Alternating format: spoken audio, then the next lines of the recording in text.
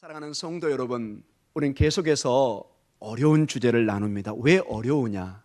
이 물질의 문제, 부의 문제는 우리의 본능을 거스립니다. 여러분, 가장 힘든 훈련이 어떤 본능을 거스릴 때, 그걸 절제를 가할 때 사람은 힘들어합니다. 왜냐? 본능이라는 것은 우리가 의식적이든 무의식적이든 습관이 되어 있고 그렇게 해야만이 편안함을 느끼기 때문에 그렇습니다. 이게 삶의 훈련도, 우리의 삶의 습관도, 우리의 정신세계도 어떤 본능이라는 것이 있습니다. 그 중에 대표적인 것이 이 물질의 부의 문제입니다. 그래서 고대 세계나 지금이나 서구나 동양이나 이 물질 문제를 교회에서 좀 부정적으로 설교한다는 것은 굉장히 어려운 문제입니다. 왜냐? 이것을 부정하고 비판하고 우리의 삶의 존속이 어려워지기 때문에 그렇습니다. 그런데 왜 우리 주님은 이토록 부자 청년의 예를 들고 낙타의 예를 들어가면서 제자들에게 이 말씀을 주고 계시고 그것이 성경에 기록되게 하시고 오늘 우리에게 주고 계실까요? 이게 너무나 중요한 본능의 문제이지만 이게 하나님의 나라와 영혼의 문제와 연결이 될 때 때로는 심각한 문제를 발생시키기 때문에 하나님이 오늘 우리에게 정확한 이해와 판단과 정리를 요구하고 계시다는 것입니다.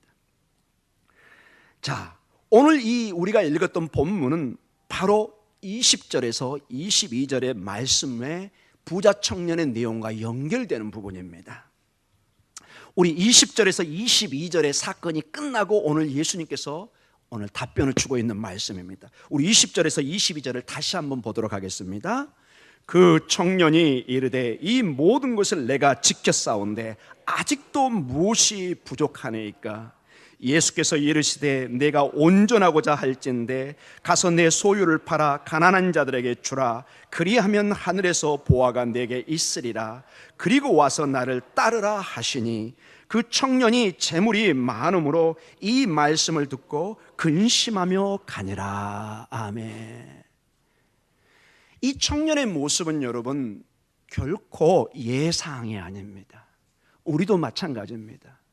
우리가 적당한 재물을 가지고 있을 때는 결단을 내리기가 쉽지만은 이 재물이 우리의 상상을 초월하고 많아질 때는 점점점 결단이 어려워집니다.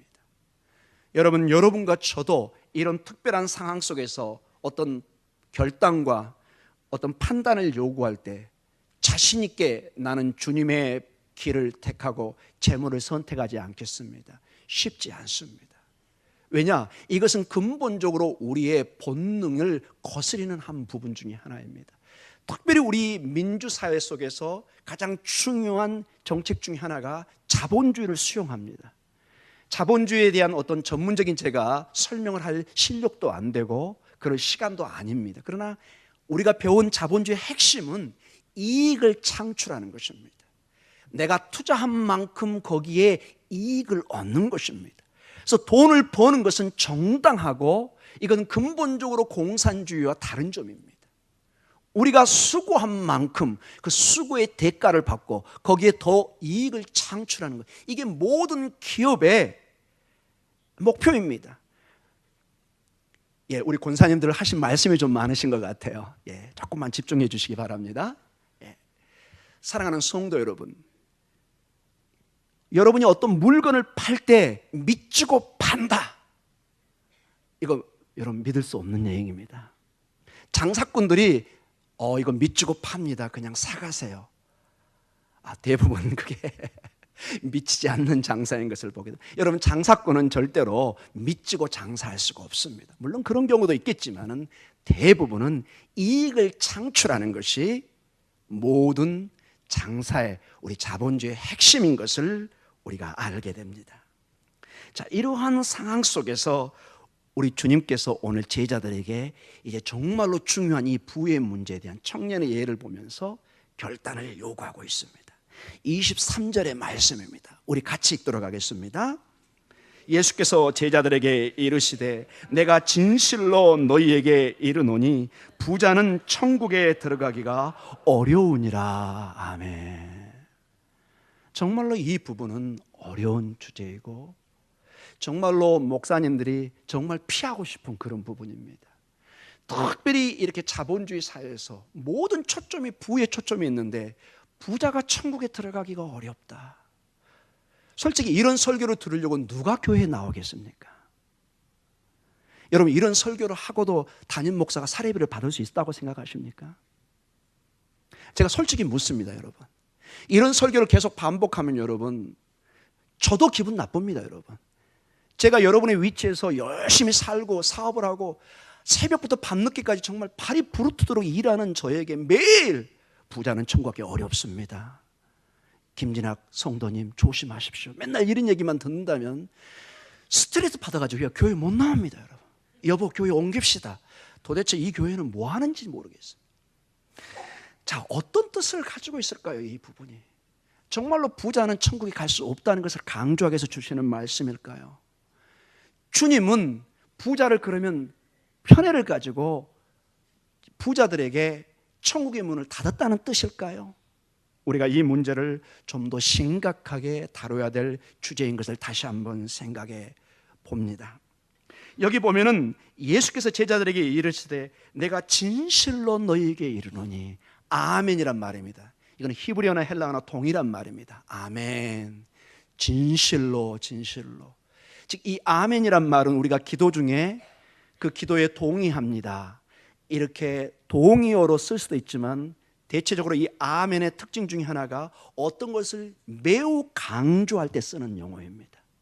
정말로 이 내용은 중요하다는 것입니다. 아멘, 아멘. 반드시 들어야 된다는 내용입니다. 이거는 내가 선택의 여지가 없이 주께서 강조하고 있는 것입니다. 진실로 너희에게 이르노니 부자는 천국에 들어가기가 어렵다. 즉 이 부가 단순히 중립으로 존재하는 것이 아니라 강력한 힘을 가지고 있다는 것입니다. 이 부가 이게 독특한 것입니다. 이 돈이라는 것이 종이 한 장 같지만은 이게 어떤 상황으로 올라가면 이게 드디어 나를 통제를 하기 시작합니다. 나에게 명령하기 시작합니다. 너 오늘 교회 가지 마. 너 사업자 만나면 오늘 수백만 원 계약이 있는데 수천만 원 벌 수 있는데 하나님이 대수야? 돈을 벌어야지. 돈 나를 섬겨라. 이렇게 직접적으로 말은 하지 않지만 내 심정에 어마어마한 압력을 놓습니다. 돈 앞에 끔찍하고 돌아설 수 있는 사람 많지 않습니다. 거의 불가능에 가깝다는 것입니다. 돈은 우리의 삶을 지배하는 신의 역할로 자리 잡을 수 있다는 것이 오늘 본문의 내용입니다. 그래서 이 부의 힘이 우리를 천국의 통치와 생명 그리고 보화를 바라보게 하는 이 간절한 마음을 점점점 가지지 못하게 만든다는 것입니다. 이 부는 욕심이 아주 강하게 있습니다. 이 부도 신적인 힘을 가지고 있기 때문에 자기 자리에 하나님이 오는 것을 매우 싫어합니다. 그래서 하늘에 계신 하나님과 이 땅의 신으로 군림하고 있는 이 부, 바알도 사실은 물질의 신입니다. 경쟁을 하기를 원합니다. 때로는 우리에게 요구를 합니다. 하나님을 선택할 건지 나를 선택할 건지. 오늘 좋은 예로 부자 청년이 그 한 예입니다. 부자 청년은 유대 배경을 가지고 있고 하나님이 어떤 분인가 어렸을 때부터 매우 잘 알고 있는 사람입니다. 그러나 이 부의 힘이 얼마나 큰지 마지막에 흔들립니다. 슬퍼하며 갑니다. 왜? 굉장히 결단이 어려웠다는 것입니다. 조상을 통해서 하나님의 가치와 영원한 세계를 분명히 듣고 배웠기 때문에 그 세계의 존재를 알고 있습니다. 그러나 내 마음을, 내 심장을 움직일 만큼 그렇게 와닿지 않은 상태인 것을 보게 됩니다. 일단 눈에 보이고 손에 잡히는 그 부가 나를 슬픔 가운데지만 그쪽으로 인도해 가는 것을 보게 됩니다. 그만큼 여러분 부 자체는 너무나 귀한 거고 소중한 것이지만 이게 어떤 힘을 발휘할 때는 우리의 영안을 흐리게 하고 이 땅의 것이 전부인 것처럼 우리를 유혹하고 저 세상을 보지 못하게 한다는 것입니다. 항상 땅만 바라보게 합니다. 항상 내 사업, 내 직장, 내 은행 통장, 이게 중요하지만 하나님의 세계, 영원한 세계, 영원한 가치, 그 구원의 생명을 바라보지 못하게 한다면 이것은 심각한 문제로 작용할 수 있다는 것입니다. 그런 측면에서 오늘 주님께서 이 영적인 이런 면에서 접근하고 있다는 것을 여러분 전제 조건으로 이 본문을 보시기 바랍니다.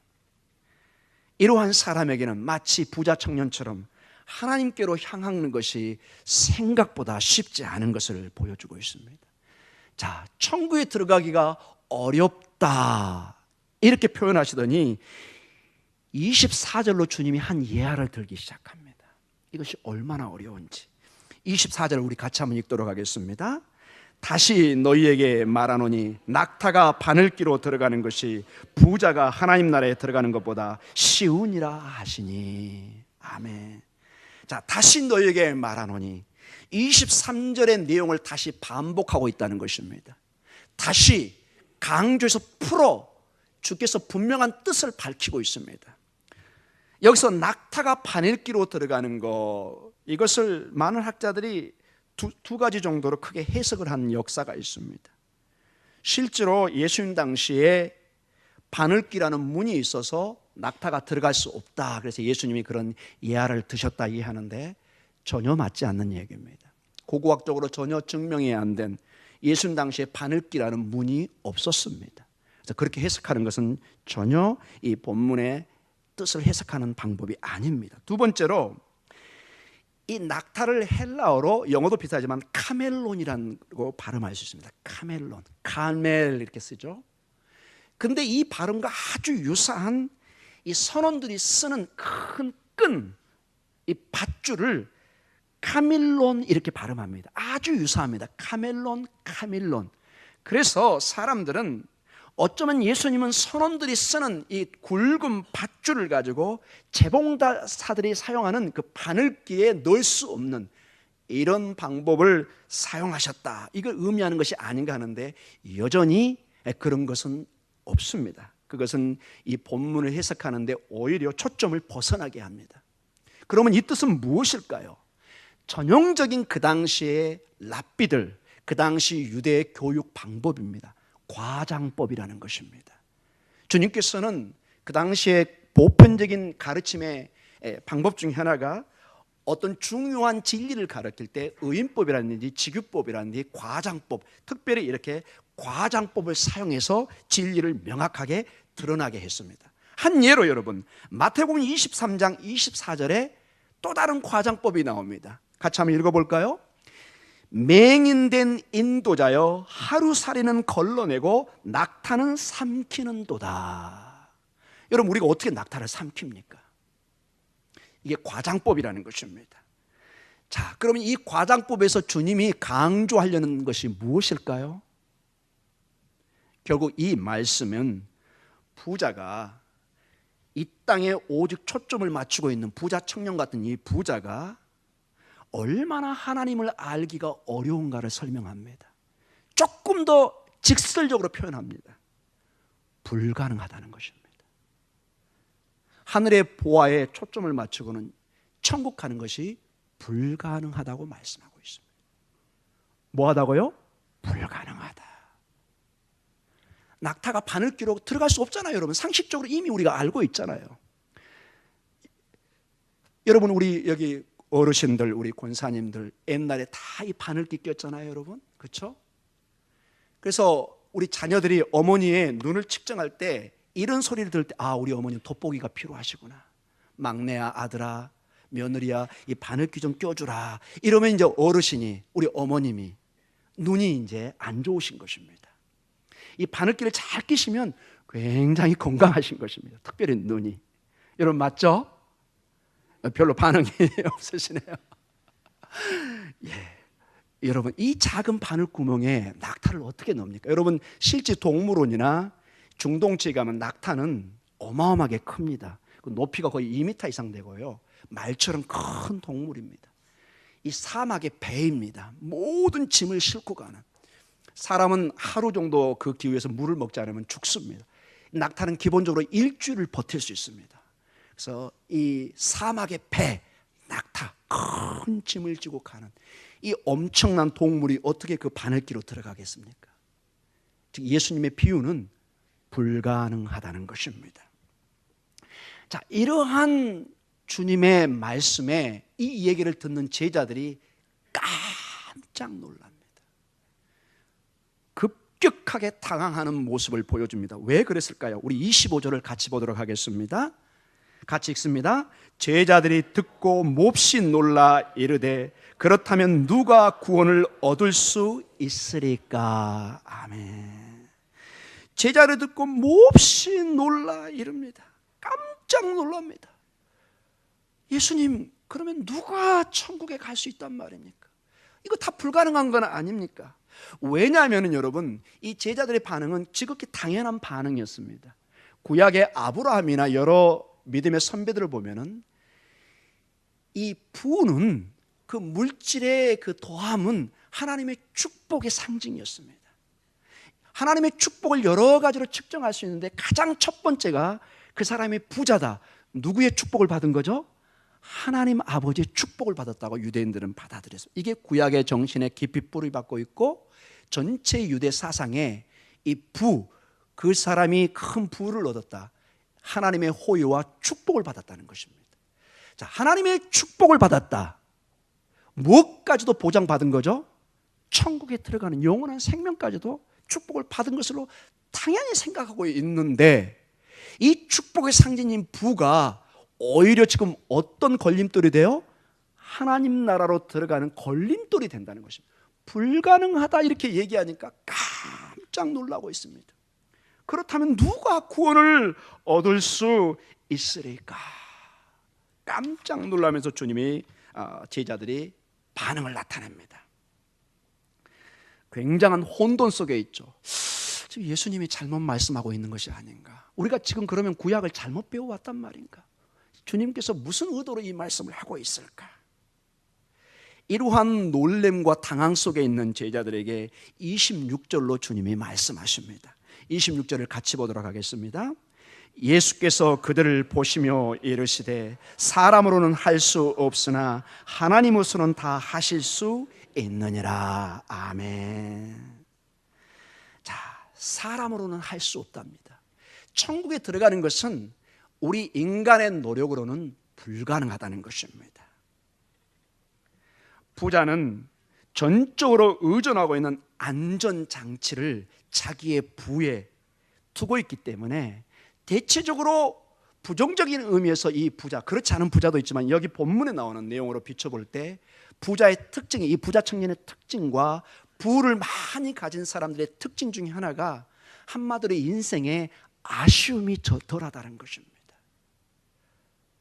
왜? 이 땅의 삶이 너무 편하고 굳이 천국이 그리 그리워지지가 않아요, 여러분. 이게 잘 여러분 납득이 잘 안 가실지도 모를 것 같습니다.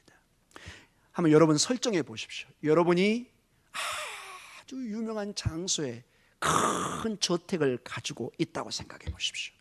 아니면 그 저택을 이제 여러분 소유로 바로 쌓인 직전이라고 생각해 보십시오. 이제 조금 와닿습니까? 아직도 잘 와닿지가 않네요. 그 저택이 약 한 1,000억 정도 된다고 생각해 보십시오. 확 와닿죠, 여러분? 쌓인 직전에 있습니다. 쌓인하면서 이렇게 기도하시는 분이 있으면 정말로 대단한 분입니다. 마라나타 주여 어서 오시옵소서. 그분이 계시다면 제가 오늘 정심을 쏟도록 하겠습니다. 여러분, 불가능합니다, 여러분. 그 저택을 쌓인하면서 주님 어서 오시옵소서, 저를 천국으로 데려가 주시옵소서, 이게 쉽지 않다는 것입니다. 즉 이 부라는 것은 그만큼 나를 이 땅에 매이게 한다는 것입니다.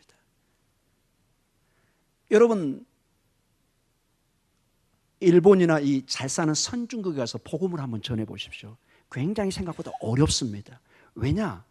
아쉬움이 그렇게 많지 않기 때문에 복음에 대한 간절함이 없습니다. 오히려 복음은 심리적이라든지 육체적이라든지 어떤 어려움이 있는 사람에게 훨씬 더 강하게 와닿습니다.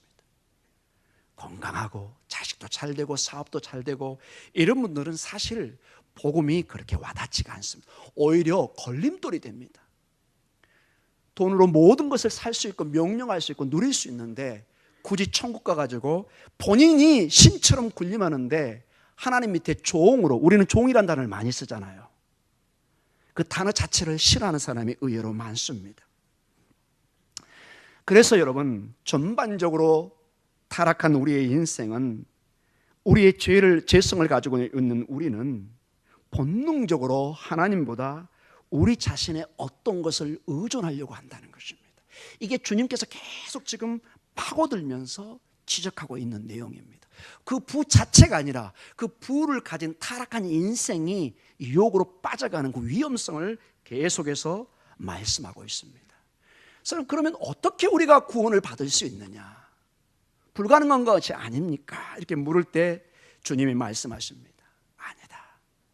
사람은 불가능하지만, 너희는 불가능하지만 아버지 하나님은 가능하다. 이렇게 말씀하십니다. 즉 구원은, 하나님의 생명은 전적으로 하나님의 은혜에 달려있는 것을 가르쳐주고 있습니다. 우리가 절대로 부자들이 착각하는 것처럼 돈이나 권력으로 살 수 있는 것이 아니라는 것입니다. 부자 청년처럼 와서 거래를 통해서 살 수 있는 그런 내용의 것이 아니라는 것입니다. 전적인 하나님의 선물인 것을 우리에게 말씀해 주고 있습니다. 자, 이러한 대화 가운데 오늘 27절, 28절, 29절, 30절의 말씀이 이어집니다. 그 내용은 베드로가 부자 청년이 아닌 저희들은 모든 것을 헌신하고 주님을 따르고 있습니다. 그러면 우리에게 보상은 어떤 것이 주어집니까? 우리에게 상급이 무엇입니까? 아주 노골적으로 예수님에게 묻습니다. 이런 전반적인 이런 보상, 상급의 문제를 결론적으로 취급하면서 우리가 이 본문을 다루도록 하겠습니다. 자, 세 가지로 결론적으로 이 내용을 한번 우리가 도전을 받기를 원합니다. 자, 이 본문이 우리에게 주는 도전이 무엇일까요? 먼저는 저는 우리가 어린아이와 같은 태도, 마음, 자세를 반드시 갖춰야 된다는 것입니다. 오늘 특별히 어린이 주일입니다. 우리 어린이들은, 자녀들은 우리 가정의, 그리고 교회의, 사회와 국가의 희망입니다.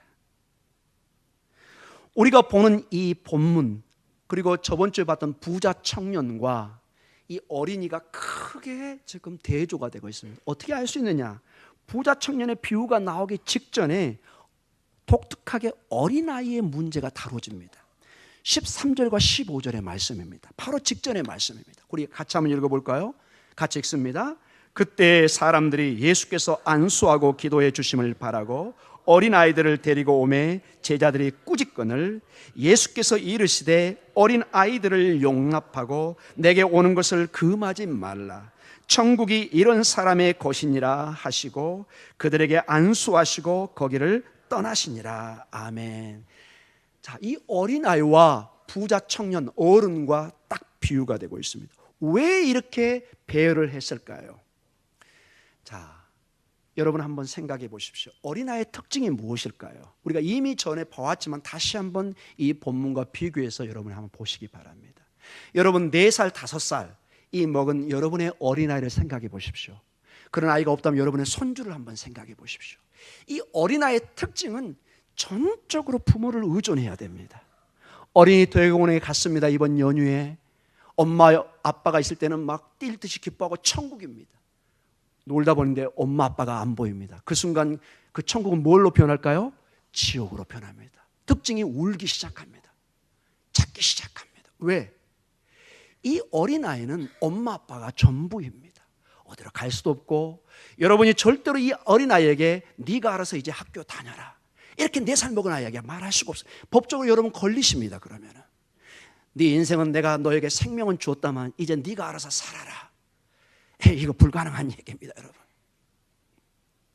이 아이는 싫든 좋든 반드시 부모의 도움을 받아야 그의 인생을, 생명을 유지할 수가 있습니다. 그래서 이 아이는 본능적으로 엄마 아빠를 붙잡아야만 살 수 있다는 것을 알게 됩니다. 그게 핵심입니다, 여러분. 이 본문에. 근데 이 부자 청년은 일단 본인이 성인이고 가진 게 많습니다. 돈으로 모든 걸 다 할 수 있다고 믿는 사람입니다. 본인의 안전 문제, 본인의 장래 문제, 모든 것을 돈으로. 그래서 굳이 다른 사람을 의지할 필요가 없을 뿐만 아니라 심지어는 하나님이 그렇게 간절히 와닿지가 않습니다. 자, 여러분 이 대조를 보십니까? 어린 아이들은 힘도 권력도 없습니다. 스스로 보호할 수도 없고 그들의 인생의 꿈이나 어떤 것을 자체적으로 이룰 수 있는 근본적인 능력이 없습니다. 그러니까 본능적으로 누구를 의지하죠? 부모님을 의지합니다. 바로 그러한 자세와 마음으로 여러분이 하나님께 의존하라는 것입니다. 하나님 앞에 가서 뭐 재지 마시고 나 이런 사람이다 이게 아니라 주님, 저는 어린아이와 같은 사람입니다. 주님의 은혜가 아니고서는 저는 아무것도 할 수 없는, 주님의 은혜가 아니고서는 저는 하나님의 생명의 구원을 받을 수도 없는, 저는 아무것도 아닙니다. 나의 나된 바가 아버지의 은혜입니다. 이렇게 고백하기를 원한다는 것입니다. 그러나 부자는 스스로를 보호할 수 있고 스스로 이미 충분하고 만족하는 사람입니다. 스스로 어려움과 역경을 이겨낼 수 있는 힘과 돈을 가지고 있습니다. 걱정이 없고 아쉬울 것이 없는 사람입니다. 사랑하는 성도 여러분, 그래서 여러분의 자녀들, 이미 커 있는 자녀라든지 여러분의 손주들에게 다시 한번 신앙교육이 중요한 것을 이 시간에 제가 강조하고 싶습니다. 그들의 영혼이 죄로 말미암아 잃어버렸지만 아이들도 여러분 죄성을 가지고 있는 걸 이미 우리가 알고 있습니다. 그러나 예수 그리스도의 그 생명의 구원을 얻어서 그 영혼을 할 수만 있으면 예수 그리스도로 인도해서 어렸을 때부터 성경의 가치와 소중함을 우리가 가르쳐야 될 책임을 가지고 있습니다. 우리의 자녀들에게 스폰지처럼 뭐든지 부모의 말을 받아들이고 교육이 가능할 때 가장 우선되어야 하는 것이 신앙교육이라는 것입니다. 우리가 영원한 세계의 가치를 안다면 이 아이들이 세상의 자본주의와 세상의 철학, 세상의 가치관으로 물들기 전에, 세상 것이 전부이고 소중하다는 것을 알기 전에 나의 모든 이 생명과 나의 모든 가치는 하나님에 의해서 결정되고 나는 이 땅에 나그네요 순례자로 살다가 영원한 본향으로 간다는 이런 절대적인 신앙의 이런 교육을 미리미리 시키지 않으면 나중에는 정말로 힘든 것을 보게 됩니다. 제가 신방 중에 가장 여러분과 제가 어려운 대화가 뭐냐, 목사님 우리 아이가 주일학교 때 열심히 다녔는데 지금은 좀 방학 중이에요. 참으로 안타까운 문제입니다. 여러분 기도하셔야 됩니다. 기도. 여러분이 부모로서 마지막 여러분이 책임자입니다. 물론 우리 교육자들도 같이 기도하지만 자녀는 1차적으로 하나님께서 부모에게 허락해 주셨습니다. 교회에서 여러분 우리 교육자와 제가 이 여러분의 자녀들과 만나는 시간은 극히 제한적이고 한계가 있습니다. 거의 주일에 한 번, 일주일에 한두 번. 그러나 부모는 거의 매일 만나면서 먹고 자고 생활을 합니다. 여러분 부모 교육이 그리고 자녀 교육이 특별히 어렵다는 건 너무 잘 압니다. 정말로 내 마음대로 안 되는 것이 자녀 교육이라는 것이 하나 같은 얘기입니다. 근데 주님이 오늘 뭐라고 그러죠? 우리는 불가능하지만 누구는 가능하다고요? 하나님은 가능합니다. 그래서 기도해야 됩니다. 그래서 혹시 말 않는 자녀가 있으면 하나님이 나를 훈련시키고 있구나, 옛날에 내 모습은 어땠는가 생각해 보시면서 여러분 포기하지 마시고 모니카의 기도처럼 늘 기도 가운데 눈물의 씨를 뿌리면은 자녀들의 농사는 대체적으로 특징이 빨리 수확이 안 보입니다. 초등학교, 중학교, 고등학교, 대학교, 요즘엔 결혼해서도 또 뒷바라져야 됩니다. 손주까지도 봐줘야 되는 긴 시간이 있습니다. 그러나 하나님께서는 반드시 30배, 60배, 100배의 수확으로 우리에게 허락해 줄 줄 믿습니다. 여러분 다른 농사는 포기하고 다시 지으면 되는 농사가 대부분입니다. 한 가지 안 되는 게 있습니다. 자신 농사는 하나님이 절대로 포기란 단어를 주지 않습니다. 여러분 인생에 반드시 하나님 안에서 포기할 수 있는 농사가 한 가지가 있는데 그게 뭐라고요? 자식 농사입니다. 자식 농사. 저희 가정에는 개인적으로 주지 않고 여러분의 자녀를 저희한테 몽땅 주셨습니다. 할렐루야. 기쁨도 있지만 때로는 굉장히 짐도 느낍니다. 그러니까 담임 목사가 쉽지는 않지만 기도해야죠, 여러분. 제가 여기 룰루랄라 놀러 왔다면 저는 정말로 잘못된 길로 온 것이죠. 저도 함께 기도하겠습니다. 여러분이 같이 협조를 해 주셔야 됩니다. 목사님, 제가 이제 다시 자녀를 위해서 기도하고 있습니다. 목사님 함께 기도해 주십시오. 제가 그런 기도를 들었을 때 제가 얼마나 감사하고 기쁘겠습니까? 여러분, 자녀에 대해서는 포기란 단어를 이제 잊어버리시기 바랍니다. 자녀는 마지막까지 주님 오실 때까지 붙잡아야 될 하나님의 소중한 농사입니다.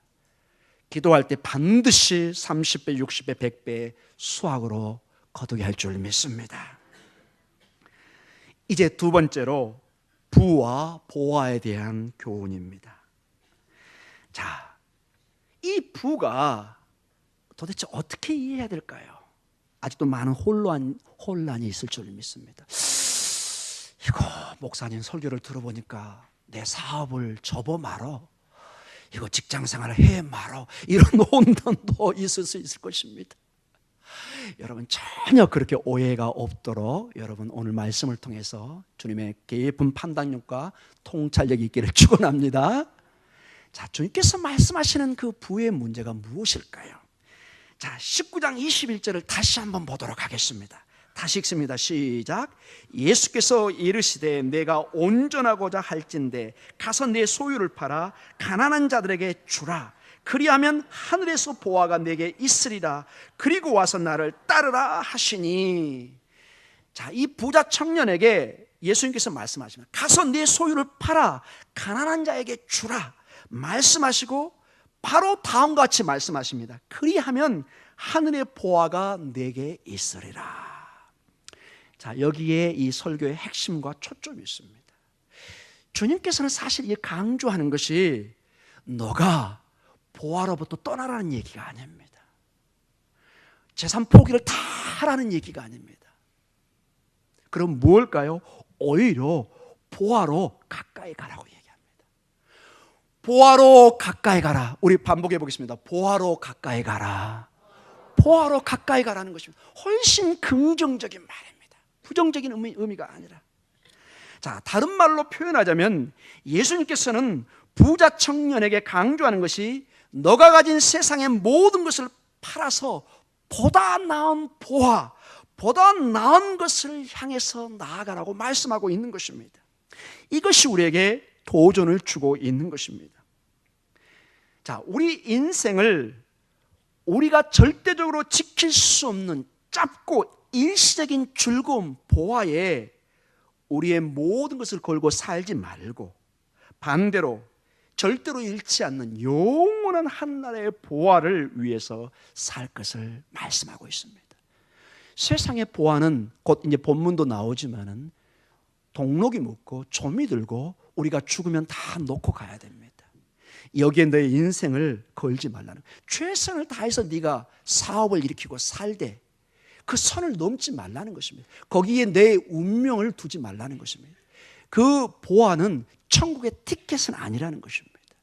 반대로 하늘의 보화는 눈에 보이지 않지만은 동록이 들지 않고 녹이 쓸지 않고 영원히 하나님이 지켜주시기 때문에 이 보화는 안전하다는 것입니다. 그래서 이 하늘의 보화로 점점점 너의 눈을 돌리라고 말씀하고 있는 것입니다. 그 다음에 마지막으로 보상, 상급의 문제입니다. 사랑하는 성도 여러분, 우리는 물론 상급을 위해서, 보상을 받기 위해서 예수님을 섬기는 것은 아닙니다. 주님이 그저 주시는 구원의 은혜에 감사해서 오늘로 주님을 감사한 마음으로 섬깁니다. 여러분 아멘이죠? 아멘. 그래서 오늘 본문에 나와 있는 베드로의 잘못된 질문에 우리가 빠지지 않도록 노력은 해야 됩니다. 오늘 27절에 베드로의 질문이 있습니다. 우리 같이 한번 읽어볼까요? 이에 베드로가 대답하여 이르시되 보소서 우리가 모든 것을 버리고 주를 따라 싸운데 그런즉 우리가 무엇을 얻으리까? 자, 이것은 우리의 경건과 섬김과 봉사가 스스로의 허영과 자만 그리고 이익을 추구하는 것으로 떨어지게 하는 그러한 행동과 고백인 것을 볼 수 있습니다. 이렇게 노골적으로 우리가 고백할 수는 없는 거죠. 주님, 저 이만큼 투자했는데 알아서 보상하셔야죠. 이렇게 거래하듯이 우리가 주님께 말할 수는 없다는 것입니다. 자, 그런 측면에서 우리가 노골적으로 주님께 보상을 요구하지는 않습니다. 그러나 그렇다고 그럼 보상이 없느냐, 상급이 없느냐, 그렇지 않다는 것입니다. 저는 그래서 어떤 목사님처럼, 신학자들처럼 구원이 우리의 궁극적인 보상이기 때문에 교회에서 보상, 상급을 말하는 것은 비성경적이라는 거기에 저는 반대합니다. 왜냐? 성경 본문에, 너무나 많은 본문에 하나님이 약속하신 상급, 보상의 문제가 있다는 것입니다. 그래서 우리는 정말로 조심스럽고 이런 베드로처럼 노골적으로 보상의 문제를 다루는 것은 아니지만 겸손하게 주님께서 허락한, 주님께서 말씀하신 그 보상과 상급의 문제를 본문에 있는 대로 우리는 받아들이고 아멘으로 받아들이면 되는 것입니다. 아멘. 자, 한번 살펴보겠습니다. 우리 예수님께서는 우리의 희생과 봉사 그리고 고통을 반드시 보상한다고 구약에도 신약에도 계시록에도 말씀하고 있습니다. 오늘 우리가 읽은 본문에도 1차적으로 두 가지로 말씀하고 계십니다. 28절과 29절의 말씀입니다. 같이 읽도록 하겠습니다. 예수께서 이르시되 내가 진실로 너희에게 이르노니 세상이 새롭게 되어 인자가 자기 영광의 보좌에 앉을 때 나를 따르는 너희도 12보좌에 앉아 이스라엘 12지파를 심판하리라. 심판의 권한을 주십니다. 29절입니다. 또 내 이름을 위하여 집이나 형제나 자매나 부모나 자식이나 전토를 벌인 자마다 여러 배를 받고 또 영생을 상속하리라. 이게 보상의 문제입니다. 주께서 주시겠다는 것입니다. 주시겠다는데 우리가 아니요, 저는 아닙니다, 이렇게 할 필요는 없다는 것이죠. 주님이 주시는 은혜, 주님이 주시는 보상, 상급 아멘으로 받을 줄 믿습니다. 자, 우리가 이미 보았던 마태복음 6장 산상순의 한 부분이죠. 1절에서 18절을 통해서 보면은 무려 7번에 걸쳐서 보상의 문제가 나옵니다. 상급의 문제. 마태복음 6장 1절, 2절, 4절, 5절, 6절, 16절, 18절 7번에 걸쳐서 보상을 언급하고 있습니다. 주로 이런 단어가 반복됩니다. 내 아버지께서 갚으시리라, 이렇게 말씀하십니다. 주께서 갚아서 보상하시겠다는 이 보상의 문제를 확실하게 말씀하고 계시고, 이 산상수훈 5장에서 7장의 핵심 주제 중에 하나가 이 상급의 문제를 다루고 있다는 것은 매우 우리가 중요하게 받아들여야 될 줄 믿습니다. 자, 그러면은 결론입니다, 여러분. 중요한 것은 이 보상 상급 문제의 핵심, 중심, 강조점이 무엇이냐는 것이죠. 자, 보상을 얘기하는데 어떤 중심 메시지를 가지고 주님이 이 보상을 얘기하고 있냐, 이 본문의 배경이 중요하다는 것입니다. 우리의 중심 동기와 우리의 우선순위가 이 땅이냐 아니면 하나님 나라의 천국의 문제이냐로 이제 갈라지기 시작합니다. 자, 한 예로 마태복음 6장 19절에서 21절에 이런 식으로 본문이 펼쳐지고 있습니다. 같이 한번 읽어보겠습니다. 너희를 위하여 보물을 땅에 쌓아두지 말라. 거기는 좀과 동록이 해하며 도둑이 구멍을 뚫고 도둑질하느니라.